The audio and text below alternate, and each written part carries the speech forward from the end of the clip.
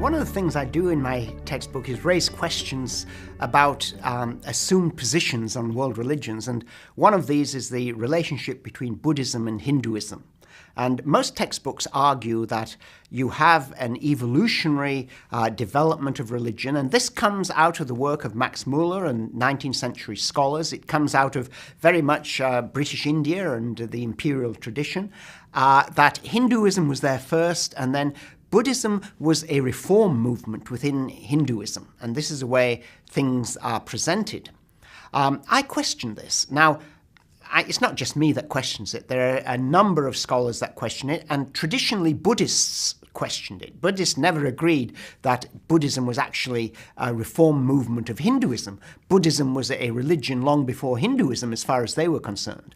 Now, when one looks at the evidence, you've got, as archaeological and historical facts, things like the kingdom of Asoka in India in the 4th century BC, 3rd, 4th century BC, where you've got a Buddhist kingdom in India covering most of India.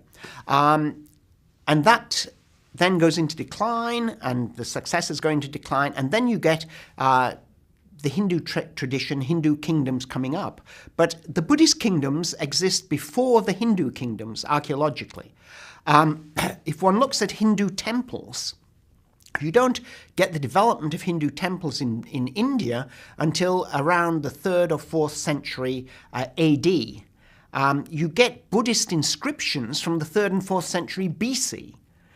Buddhist inscriptions exist before Hindu inscriptions across India.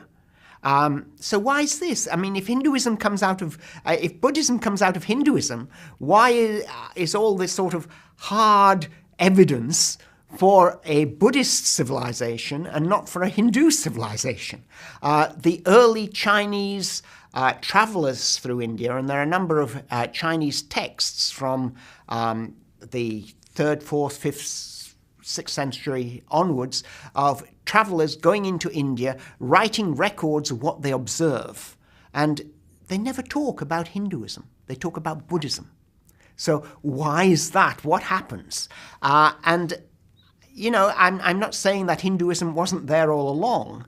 I think probably the Hindu tradition was there all along, but I don't think it was as dominant as modern Hindus and modern scholars generally think it was. Although, as I say, the scholarship on this is changing. There are people who are now questioning the evolutionary interpretation of religion. It's a very neat interpretation. You have the Indus Valley civilization, that collapses.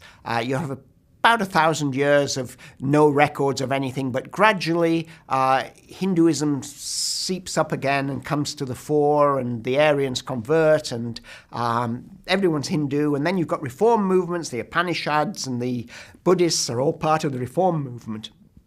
I think life's a lot more complicated than that.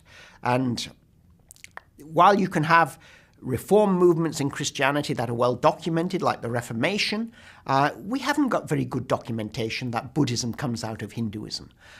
We have records of arguments between Hindus and Buddhists throughout history. Our earliest written texts would be Buddhist rather than Hindu, because Hinduism was, or the Hindu tradition was, an oral tradition.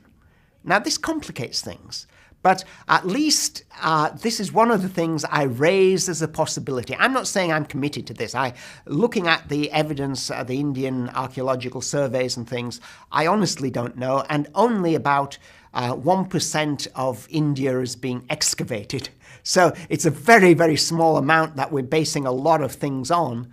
But it's something that should be taken seriously. We shouldn't automatically assume that what was very much an imperial interpretation, I mean, this was something that came up with British scholars trying to explain India in terms of British imperial aims, in terms of the empire, and Buddhism had more or less died out in India by the time the British were there, so Hinduism was the major religion, the Hindu tradition, and then you've got the Muslims, and so how do you explain it all? And it was in the British interest to stress the longevity of the Hindu tradition. And of course, Hindus like that, but it's not necessarily true. And so we've got to think it through and question it. So that's what I'm trying to do. I'm trying to encourage people to be critical and reflective on these issues.